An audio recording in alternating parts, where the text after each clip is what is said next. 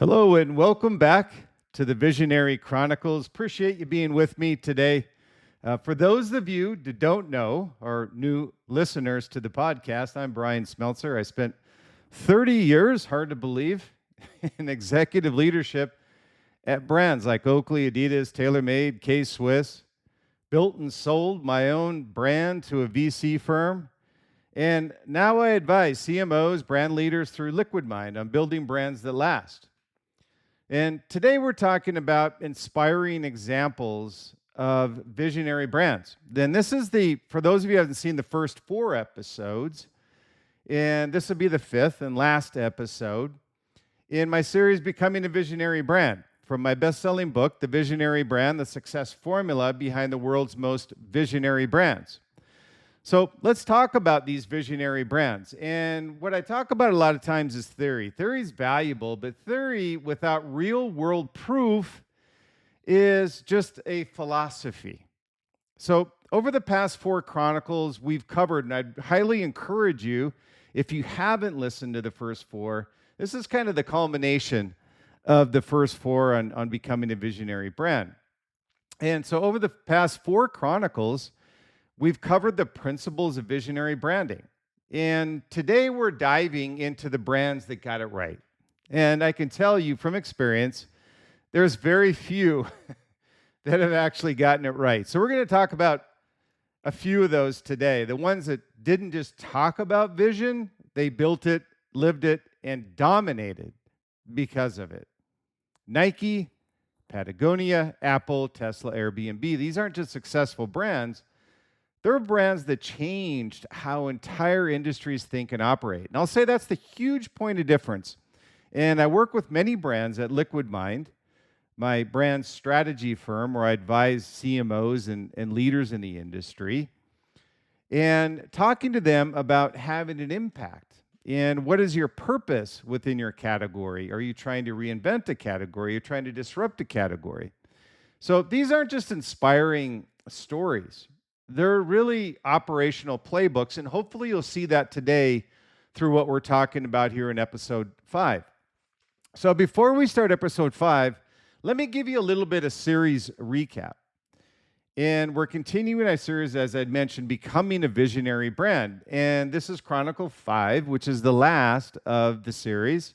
In Chronicle 1, we covered understanding visionary branding, the visionary gap that is oftentimes overlooked.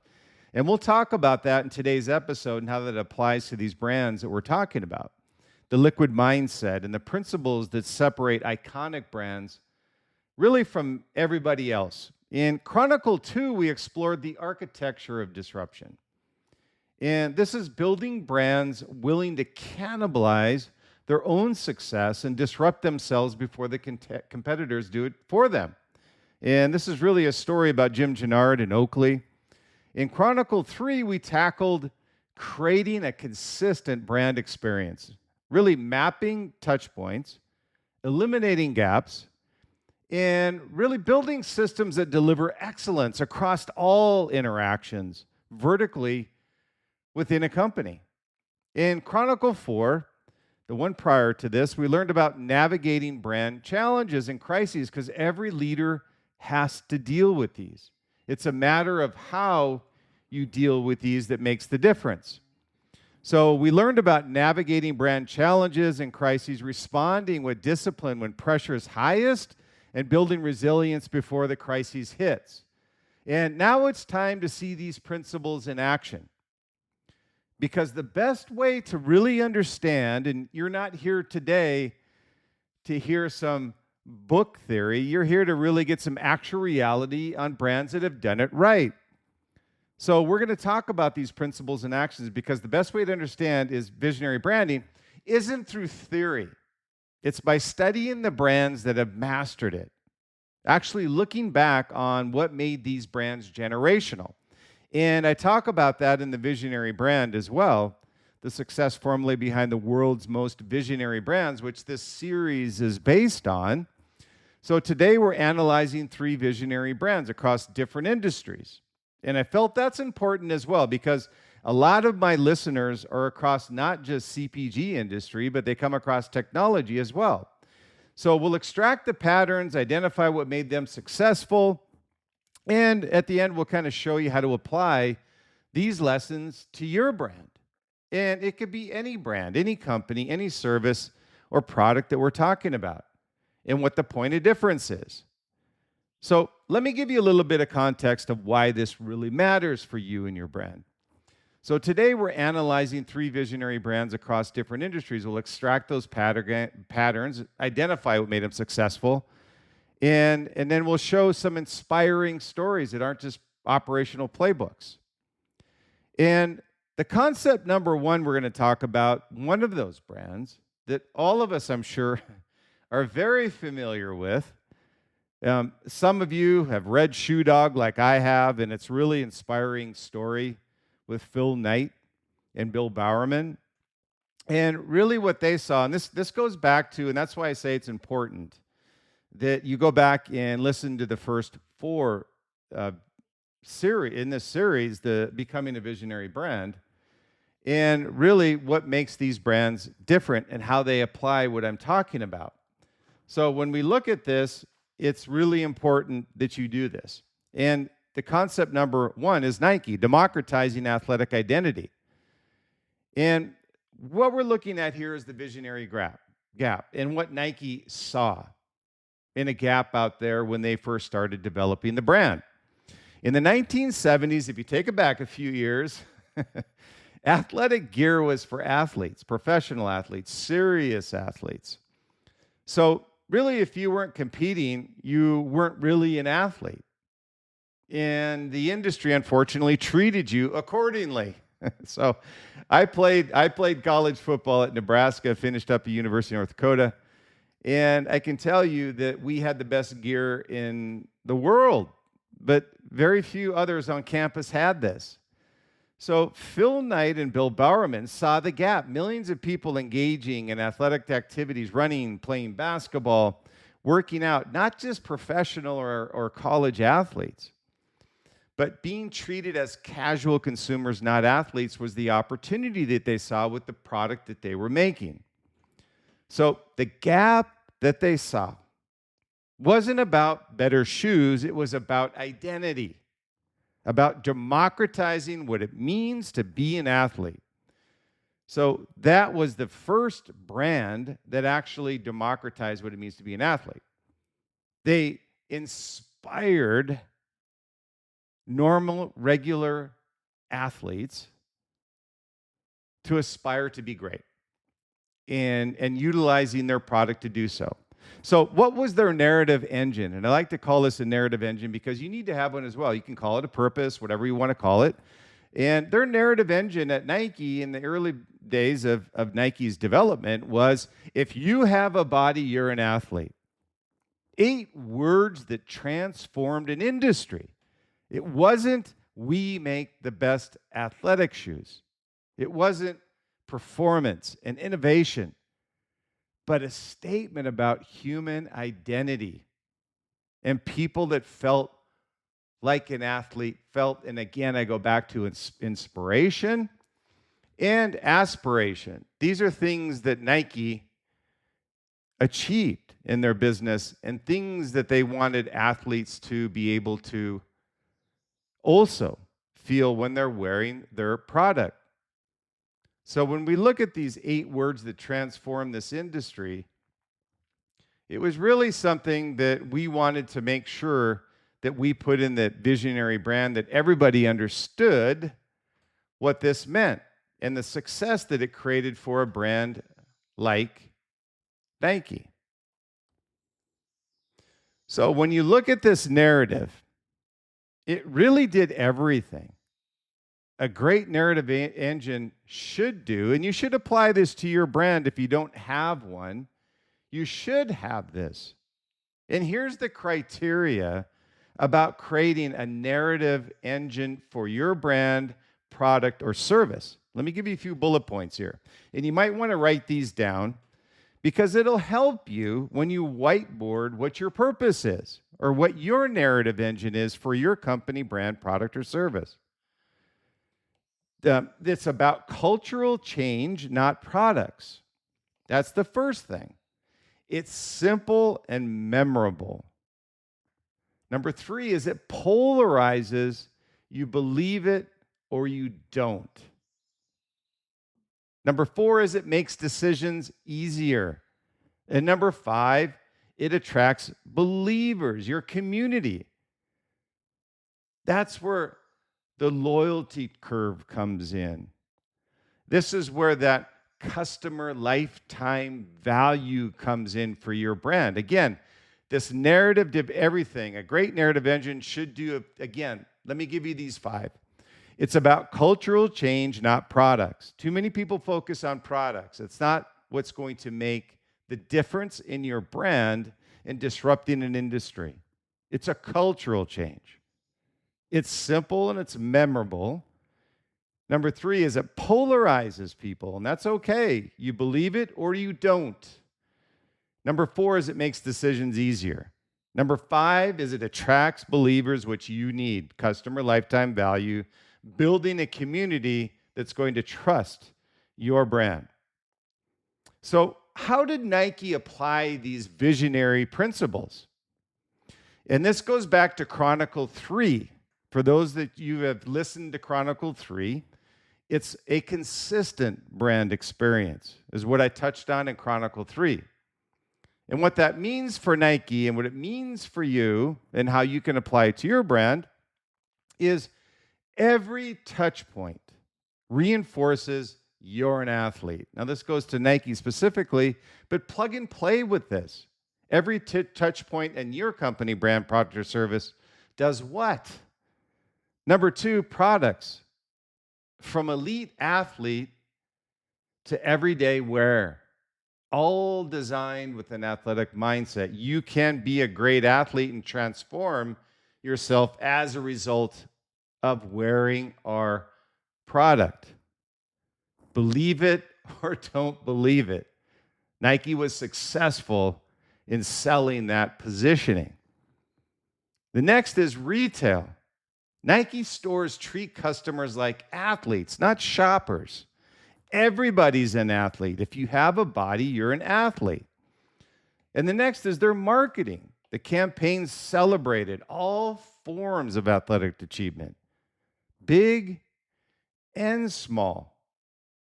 Again, it's the inspiration through aspiration that Nike was successful at. And the next is partnerships. You're going to need this. Athletes who embody determination, not just winners.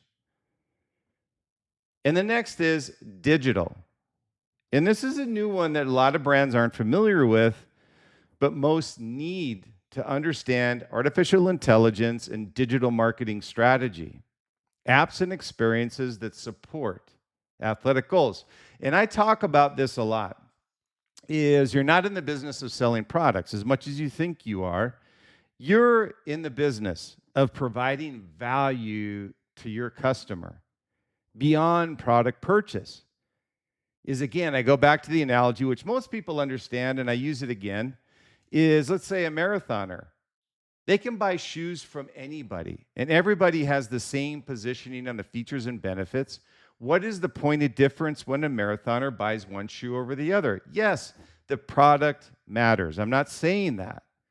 What I am saying is, what are you going to provide to them that the others cannot provide? And that is digital. You're going to provide value to that marathoner. How do you work with them on enhancing their stride? How do you enhance their form? How do you bring their mile time down? All of these things are values beyond product. And there's too many brands that call themselves brand that are just product companies, or even worse, commodity brands that call themselves brands. So that isn't where you want to be. And the next is from Chronicle 2. Nike and what I call the architecture of disruption. And what Nike did is killed traditional retail relationships to go direct to consumer. Next is they cannibalized footwear business to build apparel empire. The next is they disrupted their own wholesale model for Nike Plus digital experiences. And they continuously innovated on product even when current products dominated. And this goes back to the supply and demand curve I talk about. I talk about Apple frequently about this supply and demand curve. Those that don't understand how to utilize the supply and demand curve as a weapon for your brand are missing a massive opportunity. So when I talk about continuously innovating product, even when current products dominate, what I mean by this is supply and demand is that you've got your early adopters on Nike, early innovators with Apple. And let's say that Nike had on the supply and demand curve on the backside, before it hits the backside on late adopters, it hits a peak in the supply and demand curve. Most brands wait to bleed that product out until it no longer is something that turns, what they call inventory turn rates that they want that product to do. What Nike and Apple and these innovative brands, these generational brands, they're continuously innovating on what I call the innovation pipeline, meaning that they feel secure in getting rid of a product that's at the peak of demand, and then creating something in the pipeline that moves back to early adopters, increases their average MSRP, and as a result, higher margins. But very few brands, if any, have the balls to do that. They want to bleed that thing out to the late adopters and then maybe put something on the front end for early adopters. You cannot call yourself an innovative brand if you adopt that philosophy. They don't protect success. They build on it by disrupting it. Think about that statement. They don't protect success. They build on it by disrupting it. The next thing they do, and this is from Chronicle 4, is crises navigation. When Nike faced crises, and they had a few, as we all probably know, labor practices, Colin Kaepernick controversy, COVID disruption, they held their narrative constant while adapting tactics. That's why I say you always have a goal and a vision for your brand, and it's called switchback leadership. Because you're always going to be maneuvering to the right and to the left, but your core focus is always on the end goal. You never change your positioning, your messaging, just because you're disrupted by something that's temporary. What they did is they fixed, if you have a body, you're an athlete, in standing for what you believe. They were fluid on manufacturing practices, retail strategy, product focus, and communication channels. They were continually feeding these. And the results were not just market dominance, but cultural impact. Nike didn't just sell shoes. And when you have your product, service, whatever it may be, you're not selling product, you're selling a culture that people want to join proactively. They changed how millions of people think about themselves. Someone running their first 5K calls themselves an athlete without hesitation. Think about that. That is a groundswell for Nike. That's cultural change. That's visionary branding. So what can you, as a company, brand, product, whatever it is, what can you extract from Nike? Number one is find your identity level narrative, not product features. Number two is develop absolute consistency across touch points. Number three is be willing to disrupt your own success. And I can tell you that's going to be the hardest for you to do, but you need to do it. Number four is hold vision constant. Hold while adapting tactics during crises. So let's talk about another brand. So that's Nike. a generational brand, and I have them profiled in my book as well, The Visionary Brand. Number 2 is Patagonia. What I say, building success as environmental activism. And the visionary gap that Patagonia saw is in the 1970s outdoor industry. Companies talked about loving nature while contributing to its destruction through wasteful practices and disposable products and prioritizing profit over planet. So Yvon Chouinard, and if you haven't read Yvon's book, I would highly encourage you to read his book. It was awesome. Yvon Chouinard, the founder of Patagonia, saw the gap. The outdoor industry should be leading environmental protection, not just profiting from people who love the outdoors. Notice in his positioning, the gap that he saw wasn't a product, right? It was a cultural change. So what is Patagonia's narrative engine? We're in business to save our home planet. That was their positioning. That's their narrative. Not, we make the best outdoor gear. That's bullshit. That doesn't mean anything to anybody. Everybody makes great. Mountain Hardware makes great product. Columbia makes great product. That's not a point of difference. We're in the business to save our home planet. So we make the best outdoor gear. That's not a positioning statement. You're not quality products for outdoor enthusiasts, but a mission statement that could easily be seen as bad business. So how did they apply the visionary principles I outlined in the book, which I have profiled them as well? And this comes from Chronicle 3. It's called the mirror test. And you all should listen to this and have a little bit of introspective on your own brand here when I talk about this. Can they say their narrative with conviction?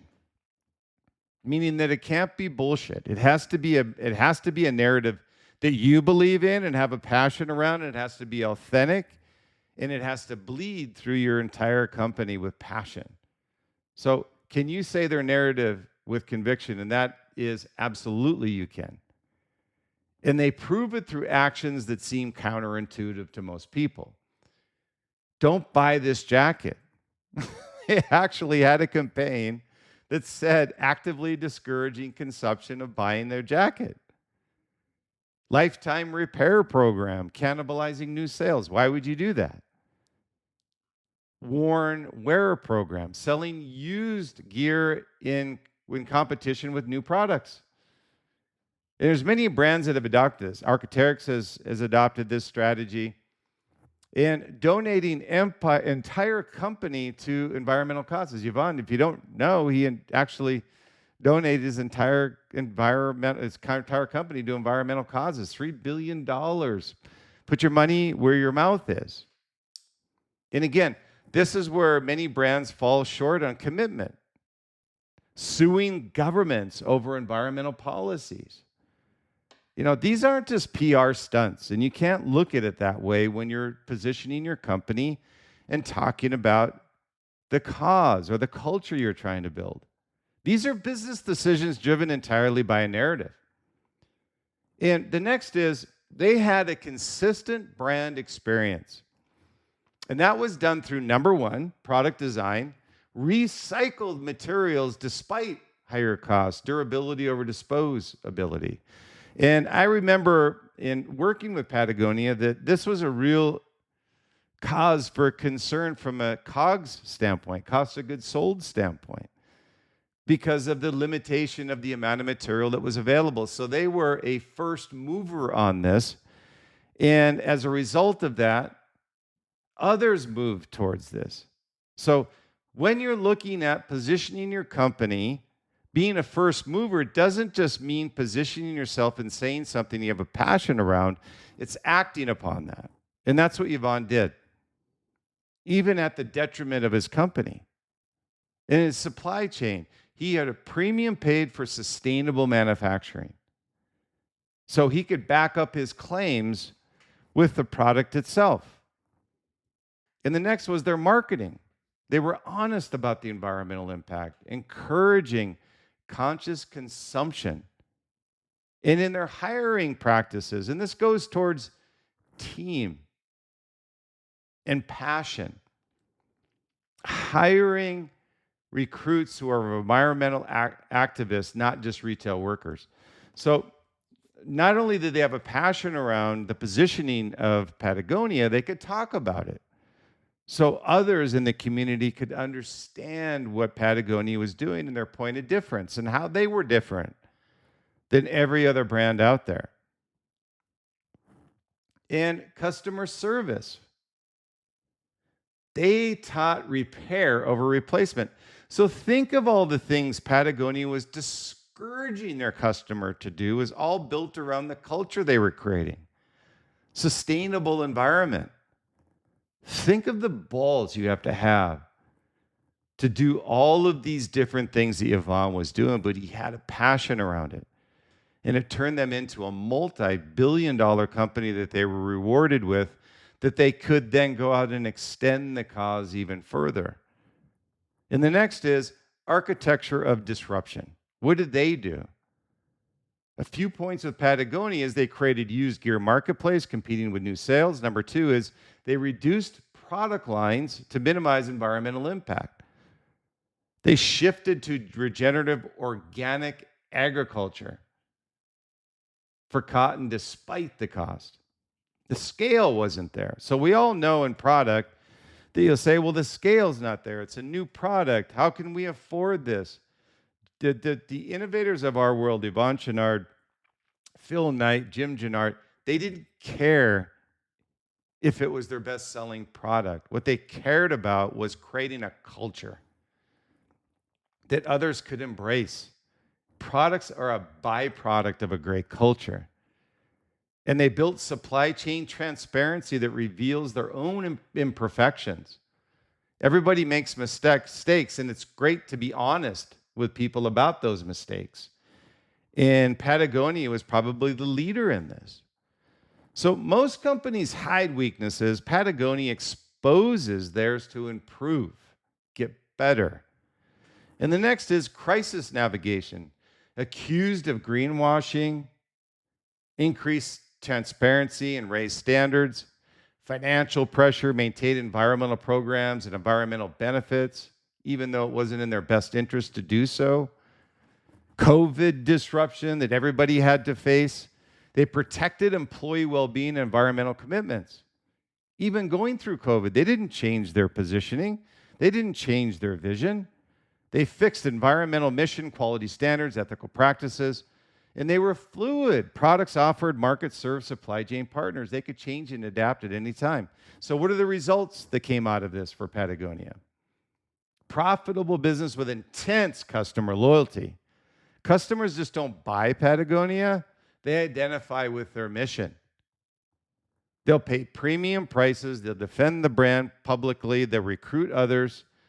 Why? Why do they do this? And why do you need to do this? Because the narrative is authentic. They passed every mirror test. So what can you extract from Patagonia on visionary principles that they adopted? Stand for something beyond profit and mean it. That's a challenge. I can tell you from working with leaders, visionary leaders, don't have a problem in doing this. Those that are just companies or commodity companies, they'll think you're crazy.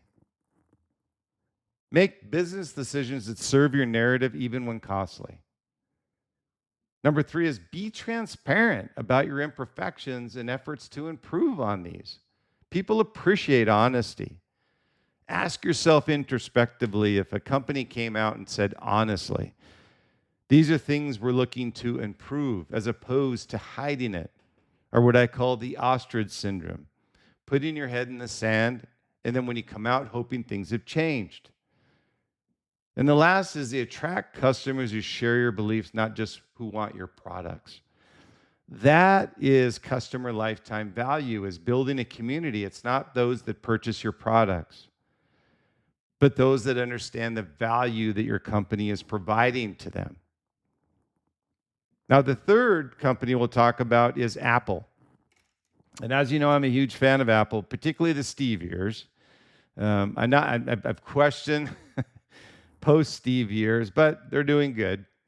And what I'll say with Apple is humanizing technology through design. So, what was the visionary gap that Apple saw or that Steve saw? In the late 1970s and then again in the late 1980s, the reason I'm talking about these companies is you don't need some one-hit wonder company or a current company that has hit it on one or two products. You need to understand what makes these generational brands generational. And that's why I go back in the book to the 70s, 60s, whatever it is. These are companies that are still around. It's the 95-5 principle. 80% of the company's first 5 years fail. The other 80% of those fail in the next 5 years. And that's why it's so hard to be successful. So in the late 1970s, again in late 1980s, technology was intimidating. Think about that. By those that you remember, and I do, was intimidating, complex, and designed by engineers for engineers. Regular people felt excluded from the technology revolution. That's what Steve saw. Was 3 words. Simple is sophisticated. Steve Jobs and Apple saw the gap. Technology should empower human creativity and potential, not intimidate or complicate. Think about that. That's a great kick-ass positioning. So what is their evolving narrative engine at Apple? Apple's narrative engine actually evolved while maintaining their core, what we call this core essence of who Apple is and what they do.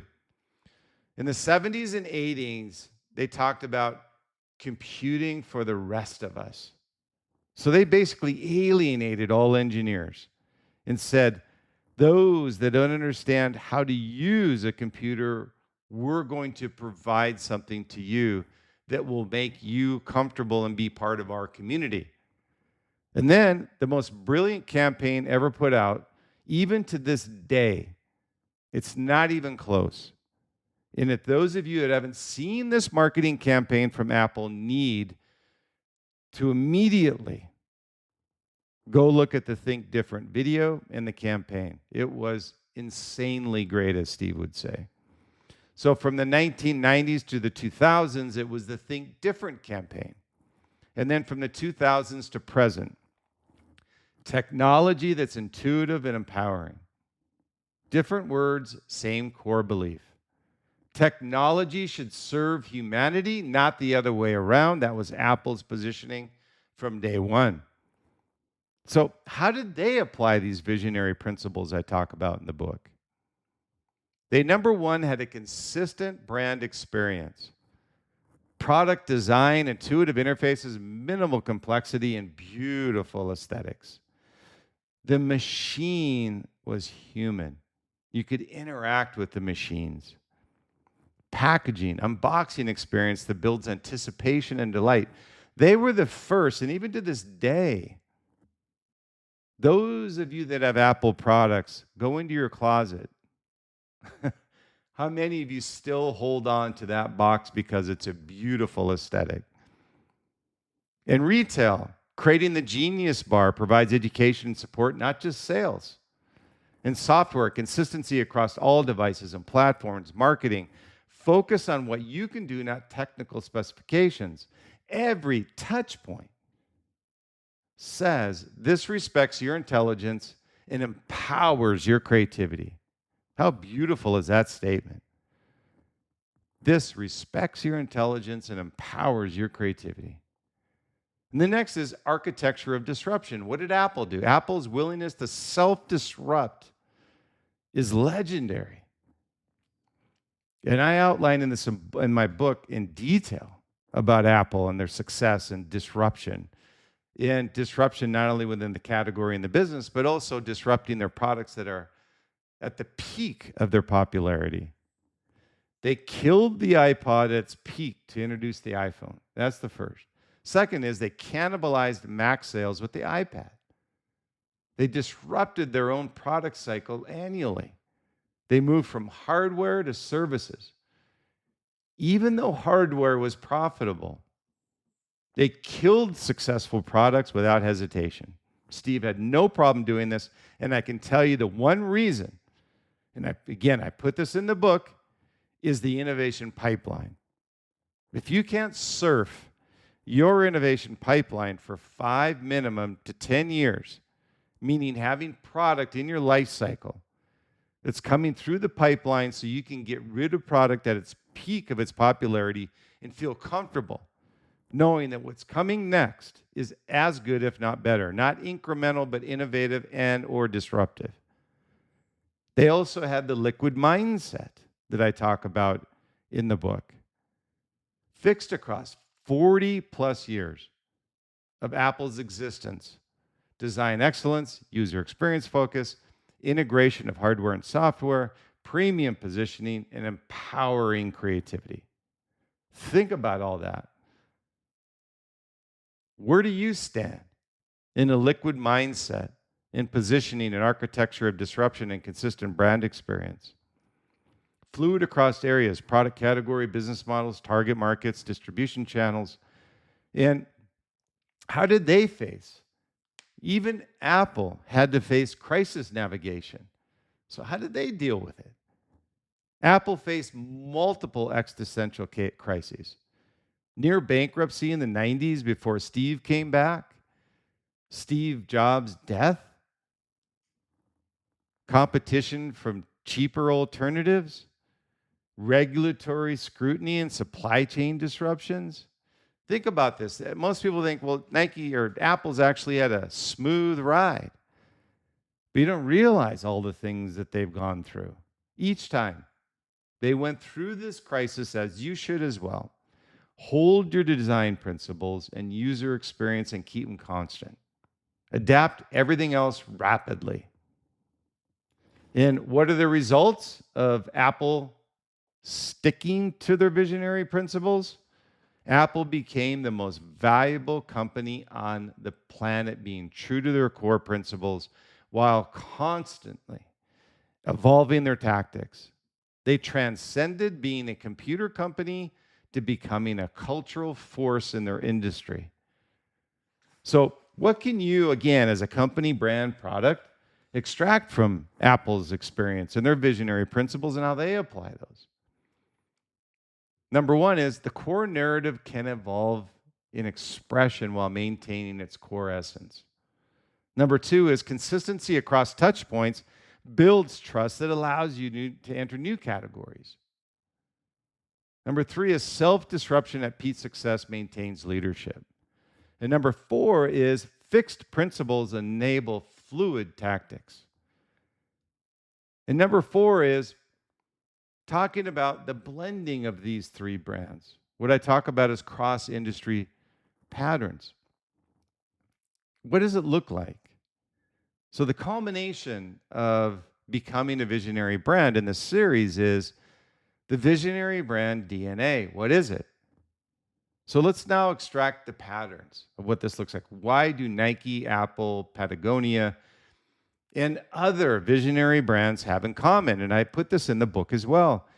And through my 30 years in the industry, as well as working directly with visionary leaders, and also reading on visionary leaders, all the way back to Leonardo da Vinci. The pattern number one is, and what you need to apply to your business is, they solve identity problems, not just functional problems. And what this means is Nike redefined what it means to be an athlete. Patagonia offers identity as an environmental steward. You want to protect the environment, and that's their community. Apple provides identity as creative thinking individual. So what's your application? What identity does your brand enable?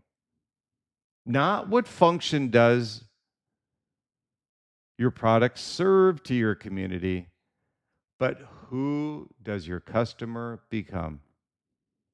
Pattern number two is they stand for something beyond product. You are not a product company. You are a cultural building company. That's what makes you a brand. It's not your product. With Nike, it was human potential through athletics. With Patagonia, it was environmental salvation. With Apple, it was human creativity through technology. With Tesla, it was sustainable future, Airbnb belonging anywhere. Your application is this. What change are you creating in the world? If your answer is product focused, you need to go a hell of a lot deeper in order for you to be successful. Pattern number 3 is they deliver absolute consistency in everything they do. From product to customer service to development to design, accounting, whatever it is. Too many brands lose sight of what they need in order to achieve success, then consistency is probably at the top of the list. Think of the bad customer experiences that you've had with a brand, but the product was great. The product gets diluted because customer service is horrible. No gaps between promise and delivery. No contradictions between touch points. Every interaction reinforces the same message. So what's your application? Audit your touch points. And this is from Chronicle 3. So go back to Chronicle 3. I give touch points and what you need to audit and to deliver brand consistency. What are the gaps between what you say and what customers experience? And be honest with this question. Number 4 is they disrupt themselves. And this is probably the one that's most, I'm going to say, uncomfortable for leaders to want to adopt. But it's one that creates demand, not supply. Nike killed retail relationships for D2C. Patagonia create used marketplace competing with new sales. Apple killed the iPod for iPhone. Netflix killed DVD for streaming. Amazon disrupted retail for AWS. So what is your application? Ask yourself this question. What success are you protecting that you should be disrupting? And this is from Chronicle 2. So take a look at Chronicle 2, and you'll see the additional questions that I put in there for you. So pattern 5 is make hard choices that serve the narrative. Patagonia, don't buy this jacket. It reduced sales, actually. Nike, Kaepernick campaign, risk conservative customers. Apple maintained premium prices when competitors went low. So what's your application? When facing pressure to compromise principles, they held firm. Can you put yourself through some previous disruptions that you've had and also take a hindsight look as to how you reacted? Did it still follow the narrative that's authentic to your company or brand? Pattern number 6 is they build believers, not just customers. Customers of visionary brands, what you need to understand is identify with the brand, defend it publicly, recruit others, pay premium prices, willing to stay loyal through challenges. This happens through an authentic narrative, consistently delivered. So what's your application? Do your customers believe in what you stand for? Or do they just like your product? Number 7 is they think in decades, not quarters. They're visionaries for a reason. They already know the future before you. That's why it's so hard for people to understand something that they can't have visual sight of. Believing before you've seen or seeing before you believing, it's your choice. Nike's narrative has powered them for 50 years. Patagonia's environmental mission spans decades till today. Apple's design principles survived 40 years in leadership changes over the years. Your application, how are you optimizing for this quarter or the next decade? So, what does this framework, I call it, look like that you can adopt to your company, brand, or product? Regardless of your industry, size, or market, visionary brands always And this is in the book, this framework. Follow this framework. This is from Chronicle 1. Identify a meaningful gap, the visionary gap. Number 2 is create a narrative bigger than product, identity level change. Number 3 is develop a consistent experience. That's from Chronicle 3, no gaps. Number 4 is stay willing to disrupt yourself. And this is from Chronicle 2 called self-disruption. Number 5 is hold narrative constant. Through disruptions, through changes, whatever it may be, but adapt your tactics. This is from Chronicle 1, what I call liquid mindset. Number 6 is make hard choices that serve the narrative. This is a Patagonia positioning, but literally every visionary brand that I profile in the book that I've worked with. Sacrifice the short term for the long-term gain. Number 7 is build believers through authenticity as a leader. Walk your talk. Authenticity bleeds through on a passionate statement that's constantly being reinforced by what you're actually doing, not what you say. This framework, I can tell you, works for B2B, B2C, product, service, tech, retail, any category. So at the end of this series, to be a school teacher here, I want to give you a little bit of homework. I'm going to give you a tool, what I call a toolkit. So the series homework in the toolkit is I want you to complete the 7-question, and this will be in the notes, the 7-question visionary framework for your brand. Number 1 is, what's your visionary gap? Number 2 is, what's your identity level narrative? Number 3 is, what are your consistency gaps? And this will take some auditing along the way, but I want you to do this. This will solidify your framework and give you a baseline of where you're at today and what you need to work on. Number 4 is, what success needs disrupting? Number 5 is, what's fixed versus fluid in your brand? Number 6 is, what hard choices serve your narrative once you have it? Number 7 is, are you building believers, your community? And some additional homework, I've got case study analysis, pick one visionary brand in your industry, analyze how they apply the principles from this industry in this series, and what can you extract from that?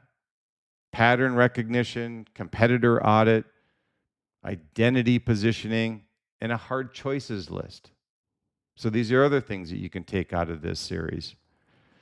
So this series resource that I have from Becoming a Visionary Brand, again, from the Visionary Brand book, a bestseller book, The Success Formula Behind the World's Most Visionary Brands.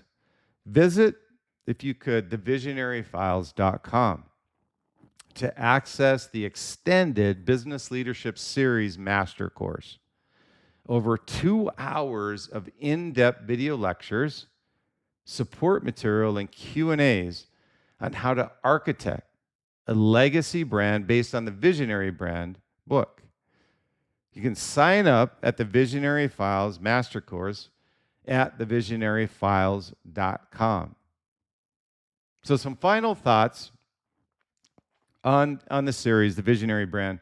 And hopefully you've found this to be extremely useful and you're applying these to your brand, product, or service today. If not, hopefully there's some takeaways for you to do your audit. So again, it's these final thoughts that I have on the series. Number 1 is, again, theory without application is just philosophy. Talking is one thing, doing is another. So today we studied Nike, Patagonia, Apple, and extracted the universal patterns that make visionary brands successful across industry, scales, and eras. These generational brands that I talk about in the book. And these patterns aren't theoretical. They're not book smarts. That's why when I look at and I talk about and work with brands, they want someone who's been there. So through Liquid Mind, my brand advisory, I work with CMOs and leaders of brands because they know I've been there. It isn't book smart, somebody from Harvard or from Yale that have never been inside a company that just have book smarts. I've got street smarts, and also being inside of these brands, working directly with these visionary leaders, and also understanding through having read about these other leaders and how they've applied the principles the brands I've been with applied and how they used it successfully. So today we studied Nike, Patagonia, Apple, and extracted the universal patterns that you can apply to make visionary brands successful. These aren't, again, theoretical, they're operational. They're how real brands dominated real markets by doing things differently. But here's what matters most out of this series. These brands didn't succeed because they copied each other. They succeeded by applying universal principles to the unique context. Nike didn't copy Patagonia. Patagonia didn't copy Apple. But they all applied the same fundamental principles. See the gap. Stand for something different. Deliver consistency. Self-disrupt. Stay liquid. Make hard choices. And build believers. The same principles work for your brand, not by copying their tactics, but by applying their thinking to your context. We've now completed the foundational 5 chronicles of becoming a visionary brand. You have the frameworks. You have the examples. Now comes the hard part, the application. In future chronicles, we'll go deeper into specific aspects of visionary brand building, but everything builds on these 5 foundational chronicles. Until then, study these brands, extract the patterns, apply the principles, build something that truly matters. Because the world doesn't need another shitty brand competing on features and a price. The world needs brands that stand for something. Deliver consistently and create meaningful change. Be that brand. If this episode resonated with you, I encourage you to pick up a copy of the Visionary Brand, the success formula behind the world's most visionary brands. It received the Reader's Favorite Award for Best Nonfiction and Marketing Genre. And it's the foundation for everything we cover in this series. The link is in the show notes. And if you're a CMO, founder, or brand leader, and you'd like to apply these frameworks directly to your business, I work with a select number of clients on a private advisory basis through Liquid Mind. And if that's you, visit Liquid Mind's site, liquidmindsite.com/advisory, or click the link in the show notes to learn more. And I also have, just if you could, a quick ask before I let you go. If this episode gave you one idea, just one, you can use this week, would you mind taking 30 seconds to leave a review on Apple Podcasts? I would truly appreciate it. It tells the algorithm this show is worth finding, and it helps other leaders discover the content. Search the Visionary Chronicles, scroll the ratings and reviews, and leave an honest note. I read every one of them, and thank you. It's very much appreciated. And for a weekly brand strategy leadership insights I don't share anywhere else, subscribe to the Visionary Advisory Letter at bryansmeltzer.com, bryansmeltzer.com. The link is also in the show notes. So again, thank you for joining me on the Visionary Chronicles today, where the future is created by those bold enough to shape it. Until next time, keep innovating, keep leading, and keep shaping the future. Stay true, stay authentic, be different, be great. Enjoy the journey along the way. I'm Bryan Smeltzer. See you in the next Chronicle.